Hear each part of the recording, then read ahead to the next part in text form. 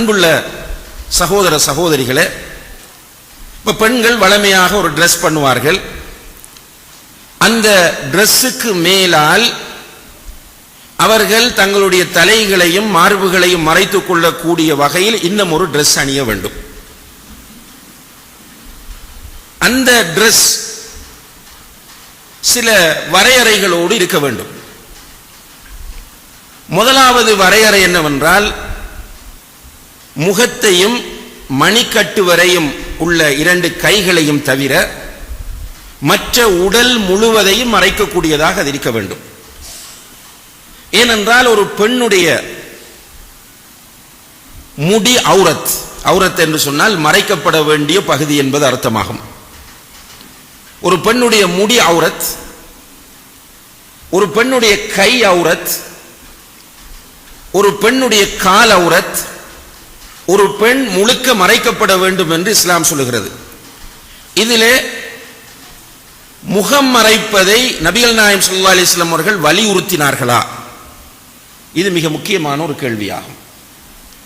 பெண்கள் முகத்தை மறைக்க வேண்டும் என்று இஸ்லாம் நேரடியாக வலியுறுத்தி இருக்கிறதா என்று கேட்டால் நேரடியாக எந்த ஆதாரங்களும் கிடையாது. பெண்கள் முகத்தை மறைக்க வேண்டும் என்று நேரடியான எந்த ஆதாரங்களும் கிடையாது. மாறாக சஹாபி பெண்கள் நிறைய பேர் முகம் மறைத்திருந்திருக்கிறார்கள். இஸ்லாமிய அறிஞர்கள் என்ன சொல்லுகிறார்கள் என்றால், ஒரு பெண் முகம் மணிக்கட்டு தவிர உள்ள ஏனைய பகுதிகளை கண்டிப்பாக மறைக்க வேண்டும். முகத்தை விரும்பினால் மறைக்கலாம். அது ஒரு பாரதூரமான பிரச்சனைகளை ஏற்படுத்துமாக இருந்தால் மறைக்க தேவையில்லை. மறைப்பது பாரதூரமான பிரச்சனைகளை ஏற்படுத்துமாக இருந்தால் மறைக்க தேவையில்லை.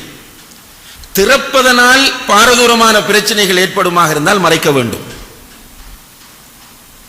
இதுதான் இஸ்லாமிய அறிஞர்கள் இது தொடர்பாக சொல்லக்கூடிய வரையறையாக இருக்கிறது. பாரதூரமான பிரச்சனைகள் இருந்தால் திறக்கலாம், திறப்பதனால் பாரதூரமான பிரச்சனைகள் ஏற்படுமாக இருந்தால் மறைக்க வேண்டும்.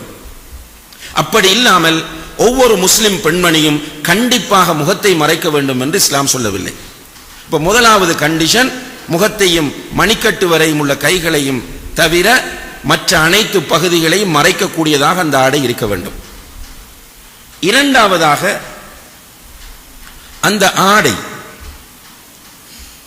ஆண்களுடைய பார்வைகளை சுண்டி இழுக்கக்கூடிய கவர்ச்சியான ஆடையாக இருக்கக்கூடாது.